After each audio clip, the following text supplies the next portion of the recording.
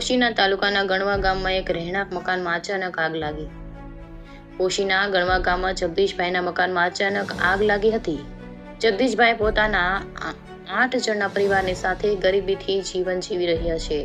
મકાનમાં આગ લાગવાથી અનાજ તથા પોતાના રોકડ રકમ, દાગીના, કપડાં અને તમામ સામગ્રી વસ્તુઓ બળીને ખાખ થઈ. ગ્રામ પંચાયતમાં જાણ કરવા છતાં પણ હજુ સુધી કોઈ તંત્રના અધિકારીઓ દ્વારા તપાસ કરવામાં આવી નથી અને આગને કાબુ મેળવવા માટે ગામના તમામ લોકો મળી પોતાના ઢોલ વડે અને ઘડા વડે આગને કાબુ મેળવ્યો હતો. 8 પરિવારની એવી માંગ ઉઠવા પામી છે કે સરકાર દ્વારા તેમને સહાય આપવામાં આવે અને પરિસ્થિતિનો અમે સામનો કરી શકીએ તેવું જણાવ્યું હતું. India 24 news reporter Jayesh Thakor સાથે જિલ્લા ચીફ બ્યુરો સાબરકાંઠા.